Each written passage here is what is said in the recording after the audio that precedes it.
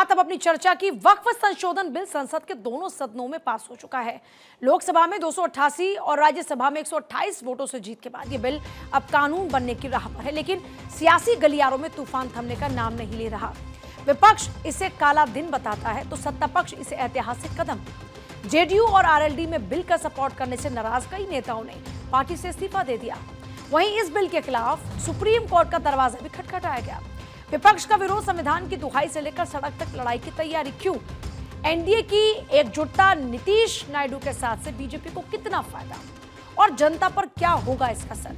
क्या यह बिल समाज को जोड़ेगा या ध्रुवीकरण की नई लकीर को खींचेगा? परसों ही देश की संसद में वक्फ बोर्ड संशोधन अधिनियम पारित किया है। अब वक्फ बोर्ड के नाम पर जमीनों पर कोई डकैती नहीं डाल सकता है, लूट खसोट नहीं हो सकती है, चौराहे की जमीनों पर कोई कब्जा नहीं कर सकता है। अब सार्वजनिक संपत्ति जो भी होगी, जो राजस्व की भूमि होगी, उसका उपयोग विद्यालय बनाने में, चिकित्सालय बनाने में, कॉलेज बनाने में, मेडिकल कॉलेज बनाने में, ऐसे बैराज बनाने में, गरीबों के लिए आवास बनाने में ही उसका उपयोग होगा। किसी बोर्ड के नाम पर लूट खसोट हमेशा के लिए लगाम लगाने का काम किया है। आइए चर्चा की शुरुआत करते हैं। शुभेंदु शेखर प्रवक्ता बीजेपी, ज़ेबा खान प्रवक्ता कांग्रेस, कुंवर अजय सिंह प्रवक्ता जेडीयू, मुफ्ती शमूम कासमी हमारे साथ में चेयरमैन है मदरसा बोर्ड उत्तराखंड। सभी का एक बार स्वागत है। मैं मुफ्ती साहब आप ही के साथ शुरुआत करते हुए, क्या आपको इस नए कानून से कोई एतराज है? क्या आपको इसमें कहीं ये लगता है कि ये वक्फ बोर्ड के हकों पर डाका है?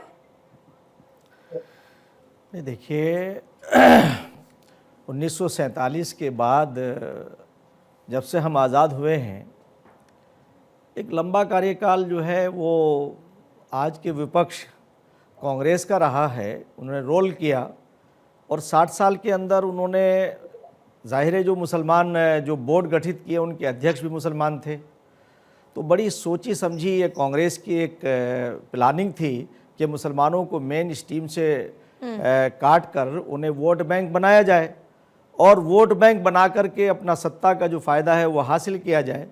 और उन्होंने ऐसे मीडिएटर तैयार किए कि जिन्होंने बैटिंग की कांग्रेस के लिए और जिन मुसलमानों को मेन स्ट्रीम में होना चाहिए था, उन्हें इसका लाभ होना चाहिए था, उनसे उन्हें वंचित किया गया।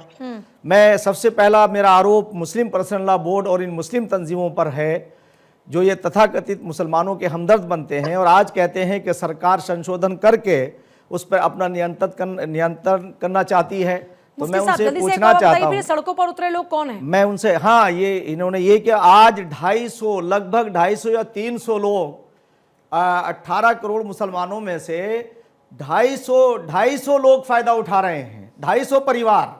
और इन 250 परिवारों ने 18 करोड़ मुसलमानों को इस्तेमाल किया, जिनके लिए ये वक्फ संपत्ति दान की गई थी, उन्हीं को सड़कों पर ले आए। क्या कह करके? भ्रम पैदा करके कि तुम्हारे कब्रिस्तान छीन लिए जाएंगे, तुम्हारी मस्जिदें छीन ली जाएंगी। मैं आज ये बात कहना चाहता हूं कि इसका गरीबों को जो लाभ नहीं हुआ था वो लाभ होगा और इन्होंने भ्रम पैदा किया। मैं आपको बताना चाहता हूं, आपकी बात से समझ में आया कि आपको इस पर कोई एतराज नहीं, इनफैक्ट आपको लगता है कि ट्रांसपेरेंसी है। एक 5 सेकंड में जल्दी से। हाँ सर, देखिए असल में जो भ्रम कैसे पैदा किया जाता है, अभी यूसीसी यक्सा सिविल कोड उत्तराखंड के अंदर आया, माननीय मुख्यमंत्री पुष्कर सिंह धामी जी लेकर के आए, तो वहां जो शादी के रजिस्ट्रेशन और अन्य जितने उसमें प्रावधान हैं, हमने मुसलमानों के विद्वानों से पूछा कि भाई ये बताओ इसका कौन सा प्रावधान इस्लाम से टकरा रहा है। और संशोधन भी होते रहते हैं, चेंजेस भी होते रहते हैं, सारी चीजें होती रहती हैं। आइए आप बताइए, अगर आज हम शादी का रजिस्ट्रेशन कराते हैं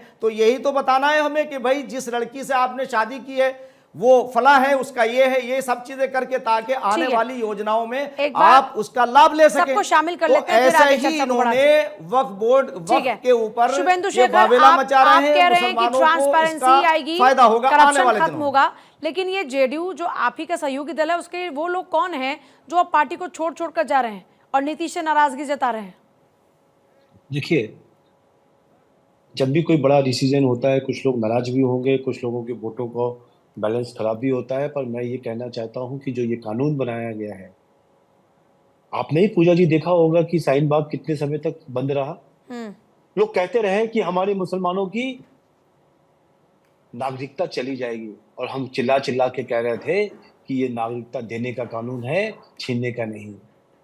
तो एनआरसी भी और साथ में सीएए भी लाया गया, और फिर ना कोई किसी की नागरिकता गई, ना ही किसी की नागरिकता छीनी गई। हम्म। 370 पे भी यही लोग चिल्ला रहे थे जो आज चिल्ला रहे हैं कि 370 हटा दोगे देश के अंदर कश्मीरियत खत्म हो जाएगी।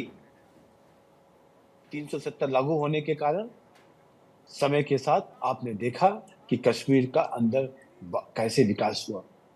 अरे ये वही लोग तो हैं जिन्होंने कहा था ट्रिपल तलाक। पूजा जी, ट्रिपल तलाक कितना बड़ी महिलाओं, मुस्लिम महिलाओं के लिए बड़ी समस्या थी कि कोई भी व्हाट्सएप कर देता था तलाक तलाक तलाक, और फिर बड़ी दिक्कत होती थी। तो उस कानून को भी हटाया। तभी ये सब लोग ऐसे ही चरमरा रहे थे, जगह जगह रो रहे थे। अरे जनाब, जिन लोगों ने देश को लूटा है, गरीबों को लूटा है, 1 रुपए पे ओबराय होटल की जमीन दे दी आपने लीज पर, 5 स्टार होटल की जमीन 1 रुपए पर। उस समय के कांग्रेस के नेताओं ने करोड़ों रुपए खा गए, और साथ में ठीक है, जल्दी जो जवाब वक्फ बोर्ड ज़ेबा के जो खान। मैनेजर थे। ये कह रहे हैं कि इसीलिए दर्द हो रहा है आपको पेट में।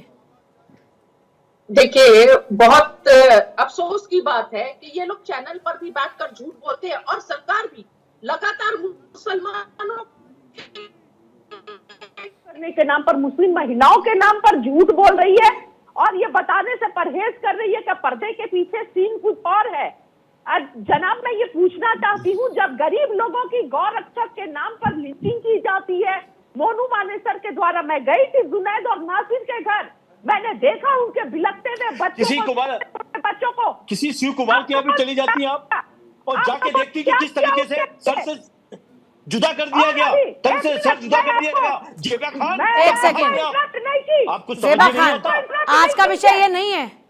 मुझे लगता है कि ज़ेबा खान अगर खिचड़ी पकाएंगे तो यहाँ यही सोचेंगे कि ये किस दाल का टेस्ट आ रहा है। तो जिस खिचड़ी की बात करें उसी पर रहते हैं ना पहले। पूजा जी, मुझे जवाब कैसे देना है मुझे पता है। मैं जवाब देना पर से मैम, विषय पे बोलिए। वक्त कम है तो विषय पर बोलिए ना, कम से कम जो विषय उस पर बात कीजिए, आपकी बात ताकि जनता तक पहुंचे। अभी बात क्या हो रही है? महिलाओं की चिंता है। महिलाओं की क्या चिंता है? जब झूठे केस में फंसाए जाते हैं पतियों को, तब महिलाओं की चिंता नहीं होती है। जब उनके लाल पर, बच्चों पर केस में मुकदमा कुछ भी झूठा हो, कहीं भी कोई घटना हो, सीधे मुस्लिम बच्चों को पकड़कर जेल भेज दिया जाता है, तब मुस्लिम महिलाओं की चिंता नहीं होती है। घरों पर बुलडोजर गिराते समय आप बात उन लोगों पर क्यों नहीं करती जो उन्हीं बच्चों के हाथ में पत्थर थमाते हैं और कहते हैं पत्थरबाजी करो? आप उन लोगों पर ऑब्जेक्शन दर्ज क्यों नहीं कराती हैं जो फायर कराते हैं, जो दंगे कराते हैं, उन पर आप एतराज क्यों नहीं करती हैं? मेरा विषय नहीं है, please ma'am come to the point. मैं आपसे ये जानना चाह रही हूँ कि ये कह रहे हैं कि दर्द आपको पेट में इसलिए हो रहा है क्योंकि आपके लोग खुद बैठकर खा रहे थे पैसा। पूजा जी, जब मस्जिदों के सामने आकर तलवार और धार्मिक गानों से उकसाया जाता है, उसके बारे में आप क्या कहेंगी? जो उकसा उसके खिलाफ कार्रवाई हो। मैं कहूंगी कि जो भाईचारे को खराब करे उसे जेल में डालो, कड़ी से कड़ी सजा दो।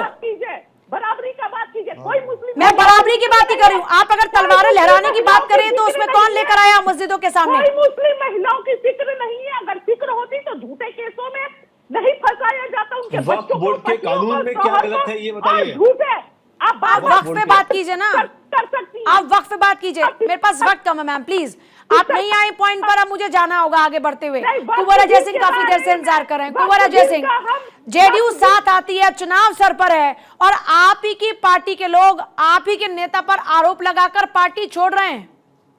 वो कह रहे हैं कि नीतीश कुमार से ये उम्मीदें नहीं थी हमें। पूजा जी, आप एक वरिष्ठ पत्रकार हैं, और ये पार्टी में लोग आते जाते रहते हैं, पार्टी बनी रहती है। पार्टी का जो नेतृत्व है वो सेकुलर है। हम भारतीय संविधान में आस्था रखते हैं। हिंदू मुस्लिम एकता के प्रतीक आज 20 सालों से बिहार की सरकार चला रहे हैं, जो पूरे देश में एक मिसाल के तौर पे बिहार जैसे पिछड़े प्रदेश को ला करके देश में सबसे विकसित राज्य के रूप में खड़ा किए। और हमें 75 में देश पर इमरजेंसी थोपने वाले और 84 के सिख दंगे कराने वाले कांग्रेस से सेकुलर होने का सर्टिफिकेट की जरूरत नहीं है। नहीं, अभी तो कांग्रेस की बात ही नहीं आ रही। अभी तो आप ही के हम- अपने लोग जो पार्टी हम छोड़कर गए वो सेकुलर- आपसे सवाल पूछ रहे हैं सर। हम सेकुलर कुंवर पहले अजय भी सिंह जी, थे। अभी तो सेक्युलरिज्म की बात ही नहीं आ रही। अभी तो आप ही के लोगों की यहाँ बात आ रही मैं जो आपकी यही- पार्टी को छोड़कर जा रहे हैं, आप ही की नियत पर शक करते हुए। मैं यही चीज बताने जा रहा हूं कि ऐसे कांग्रेस और राजद के नेताओं से हमको सेकुलरिज्म का पाठ पढ़ने की जरूरत नहीं है। ये जो भी हमारे कार्यकर्ता जो हमारे पार्टी में कहीं से आए थे, शायद आप लोगों को नहीं मालूम, इनकर कोई पतंग चुनाव चिन्ह से चुनाव लड़ा था और हमारे पार्टी में आया था, कोई लालटेन से चुनाव लड़ा था वो हमारे पार्टी में आया था। ये कार्यकर्ता आते हैं और जाते हैं।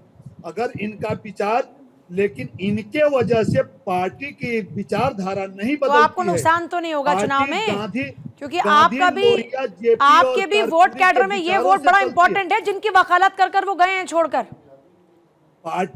पार्टी जेपी लोहिया गांधी और कर्पूरी ठाकुर के विचारों पे चलते हुए आज हिंदू मुस्लिम एकता के प्रतीक माननीय नीतीश कुमार के नेतृत्व में मैं 20 माफी सालों चाहूंगी से कि बिहार चर्चा की में सरकार सभी को चला कम रही। वक्त मिला चर्चा के लिए, क्योंकि ये मुद्दा इतना बड़ा हो चुका है, क्योंकि इसके नाम पर इतना भ्रम इस वक्त फैला हुआ है, इसलिए चर्चा के लिए वाकई समय ज्यादा चाहिए। लेकिन कुछ मजबूरियां रहीं जिन कारण से हम इस चर्चा को और आगे नहीं बढ़ा पा रहे।